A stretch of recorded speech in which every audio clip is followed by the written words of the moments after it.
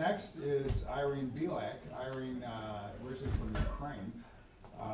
She has taught in both the high school and the college level, and she has a story for us tonight, and I can't wait to hear it.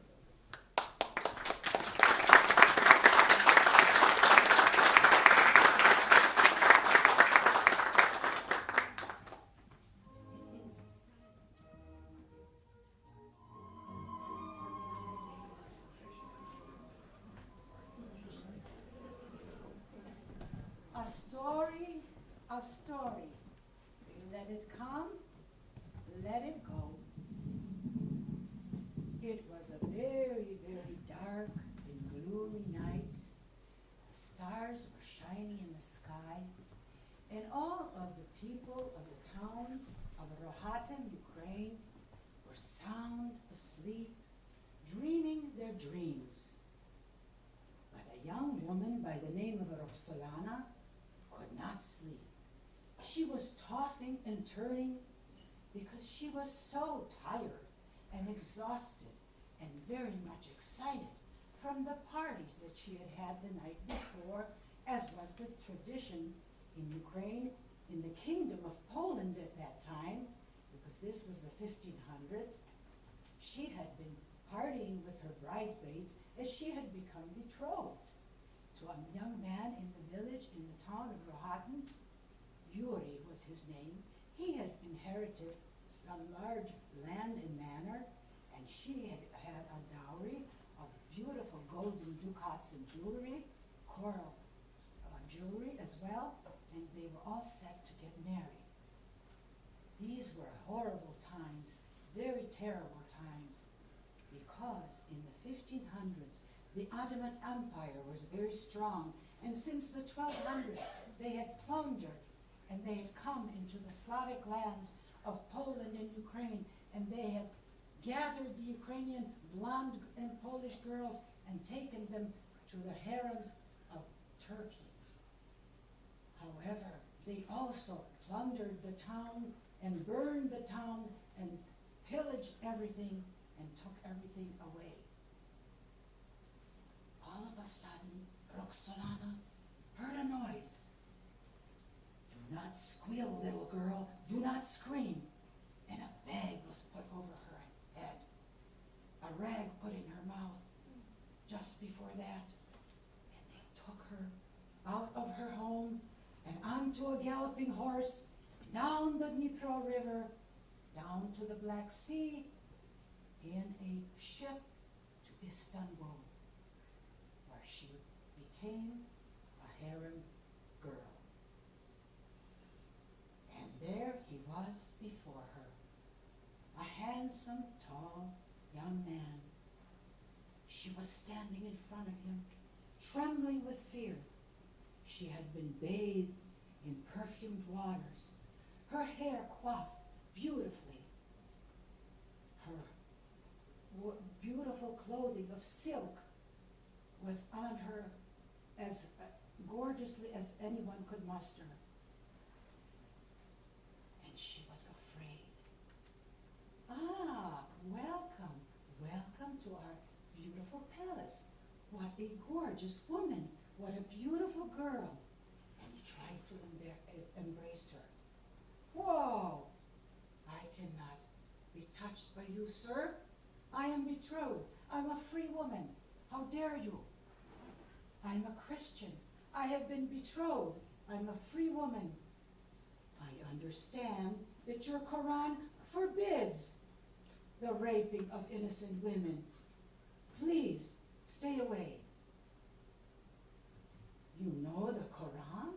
How so?" "I have been schooled in scholarly and many different things, and also in Islam.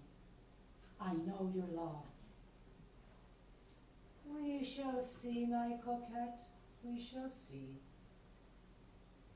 Weeks went by, and Roxolana wept and worried about her town of Rohatyn, which had been decimated by this time, also near the city of Lviv, which was plundered.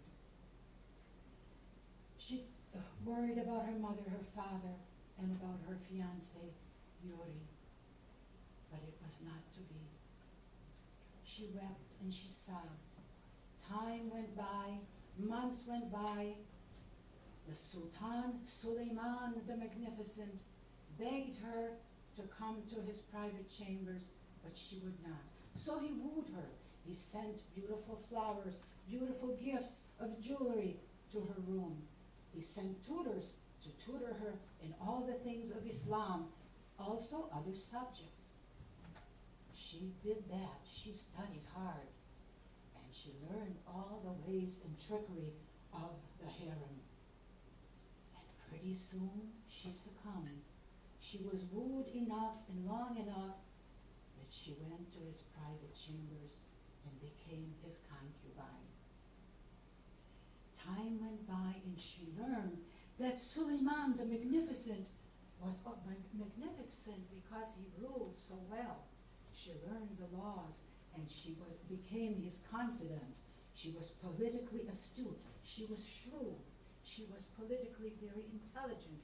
And so she guided him in all the ways of governance, in the law, in political things as well as in the army and the governance of all his lands. He loved her for this. He loved her very much. He wrote her poetry. My leaf, my plant, my beautiful Roxolana. You are the most beautiful of the beautiful. He wooed her and he loved her, and pretty soon they had 5 children, a daughter and 5 sons.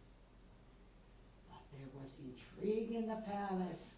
Who would inherit the throne? Who would be the rightful heir of the Sultan the Magnificent? Oh, there was envy. There was jealousy. One day, the first wife of Suleiman beat Roxolana so badly that when Suleiman found out, he banished his wife along with her son. Now, who was going to become the heir? Well, it would be probably one of her sons, but she had to be careful. One of their sons. She had to be careful because if a concubine was favored over her, her son would become the rightful heir. She had to be so careful that she even had to win the love of Valide, who was the mother of Suleiman. And she did. She became so confident that when it was at the right time, she said to Suleiman, "My dear, we have lived together, but it is wrong. I want to be a free woman. You love me, you say, give me my freedom." Suleiman loved Roxolana so much, he did give her her freedom. And when he did that, she said to him, "We can't live like this anymore. You must marry me." So they had a posh and beautiful wedding. And she ruled with him for 40 years. And she was so bright, she was so intelligent, that she wrote, chroniclers say, that she wrote to the King of Poland, and she begged that the Slavic people, especially the Ukrainian and Polish girls, would not be part of the slave trade of the Crimean Tatars who went through the lands and gathered those women. And that helped to diminish the slavery of those women. She was so revered by many people that novels were written about her, and this is the novel by Paula Zahrabani in Ukrainian, which I have read, and many, many films, movies, and operas and ballets have been written in her name, and the music that you just heard is the Symphony 63 by Joseph Haydn, also in memory of Roxolana. In Rohatyn, Ukraine, which was rebuilt, a statue stands to the memory of Roxolana, as well as in Mariupol, which you may have heard about in the news, another statue. in Topkapi, in Istanbul, when she died, a beautiful tomb with mosaics lies there in her memory next to Suleiman the Magnificent. And I was fortunate enough to have visited in 1988 in Turkey to see the harem, to see Topkapi Palace, to see the tomb of Roxolana, who ruled, despite the Ottoman Empire's strong will, she ruled so well that she became the Empress of the East.